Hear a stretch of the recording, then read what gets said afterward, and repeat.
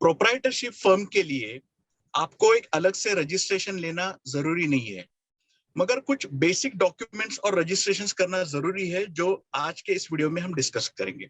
आधार card, pan card, आप जहां पर बिजनेस कर रहे हो उस बिजनेस प्रीमाइसेस का एड्रेस प्रूफ, आपके बिजनेस से रिलेटेड लाइसेंस और कुछ लेबर कॉम्प्लायंसेस। आधार कार्ड एक बहुत जरूरी डॉक्यूमेंट है क्योंकि वो आपका एक बेसिक आइडेंटिफिकेशन डॉक्यूमेंट है।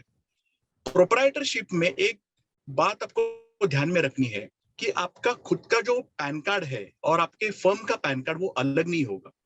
जैसे कि आपका मान लीजिए आपका मोबाइल शॉप ही है और उसके साथ ही अगर आप होटल और रेस्टोरेंट भी ऑपरेट कर रहे हो या आपका रियल एस्टेट का भी बिजनेस है, तो ये सारे बिजनेसेस के लिए आपको अलग से पैन कार्ड लेने की जरूरत नहीं है।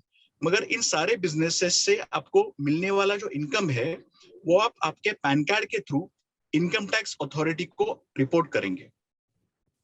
एड्रेस प्रूफ, आप जहां पर बिजनेस कर रहे हो उस बिजनेस प्रीमाइसेस का डॉक्यूमेंट्री प्रूफ आपके पास होना जरूरी है। जैसे कि आप अगर आपके ओनरशिप आपके खुद के घर में या किसी कमर्शियल स्पेस में अगर आप आपका बिजनेस कर रहे हो तो उसका सेल डीड या जो भी आपकी एग्रीमेंट रहेगी आपके प्रॉपर्टी से रिलेटेड वो आपके पास होना जरूरी है।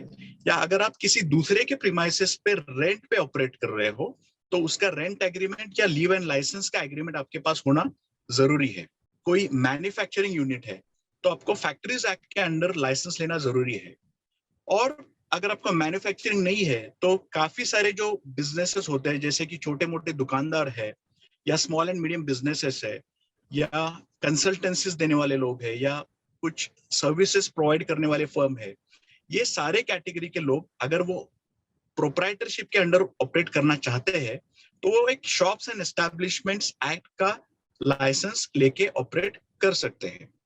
उसके बाद प्रोफेशनल टैक्स और लेबर वेलफेयर फंड, ये एक दो रजिस्ट्रेशन है वो आपको जरूरी है, मगर आपको चेक करना है आप जिस स्टेट में ऑपरेट कर रहे हो उस स्टेट के लॉ के हिसाब से आपको उसका लाइसेंस निकालना है।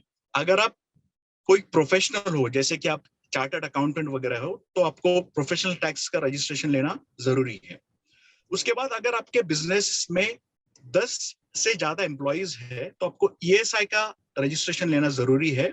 और अगर आपके बिजनेस में 20 से ज्यादा एम्प्लॉइज है तो आपको प्रोविडेंट फंड का रजिस्ट्रेशन लेना जरूरी है।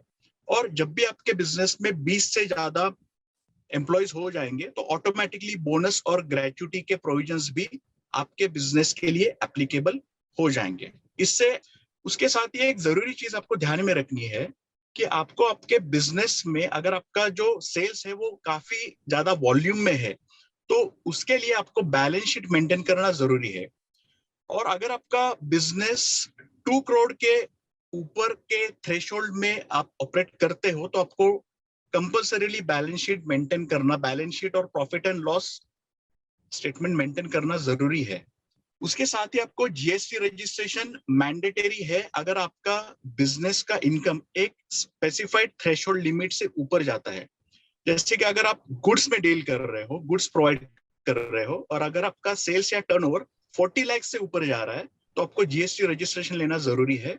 या अगर आप सर्विसेज दे रहे हो जैसे कि आप कंसल्टिंग कर रहे हो या फ्रीलांसिंग कर रहे हो और अगर आपका सेल्स या टर्नओवर 20 लाख के ऊपर जा रहा है तो आपको जीएसटी रजिस्ट्रेशन लेना जरूरी है। तो ये जो बेसिक फिगर्स है जैसे कि जीएसटी के बारे में हो गया या बैलेंस शीट के बारे में मैंने आपको बताया कि एक वॉल्यूम सेल्स में अगर आप डील कर रहे हो तो आपको ये सारी चीजें मेंटेन करना जरूरी है। क्यों जरूरी है? क्योंकि बैलेंस शीट में आपको एक बेसिक आपके बिजनेस का जो फाइनेंशियल्स है या अकाउंट्स है वो आपको पता चलेगा। तो आप एक काम कर सकते हो कि आप एक बेसिक एक्सेल शीट मेंटेन कर सकते हो और उसमें आप आपको मिलने वाला इनकम सारे जो आपके रिसीट्स है उसका एक कॉलम बना सकते हो और दूसरे कॉलम में आपके सारे एक्सपेंडिचर्स को डाल सकते हो। और आप ये सारा जो डिटेल्स है वो आप आपके चार्टर्ड अकाउंट को सबमिट कर सकते हो और वो क्या करेंगे फिर आपके बिजनेस में से एक्सपेंडिचर्स को डिडक्ट करके, ओवरहेड्स को डिडक्ट करके जो भी आपका प्रॉफिट होता है उसके ऊपर आपका जो टैक्स लायबिलिटी होता है वो जितना हो सके कम से कम करने की वो कोशिश कर सकते हैं उनकी एंड से। तो इसलिए एक इम्पोर्टेंट चीज आपको ये ध्यान में रखनी है कि छोटी सी छोटी जो भी आपकी एक्सपेंस है, जैसे कि आप आपके काम की वजह से कहीं पर ट्रैवल कर रहे हो या आपको कहीं पर जाके रुकना पड़े, तो उसका जो भी अकोमोडेशन है या जो भी फूड रिलेटेड एक्सपेंसेस है, ये सारे एक्सपेंसेस के रिसीट्स जो है वो आपको आपके पास रखने हैं, और उसका सारा अकाउंट्स आपको आपके बैलेंस शीट के एक्सेल शीट में मेंटेन करना है।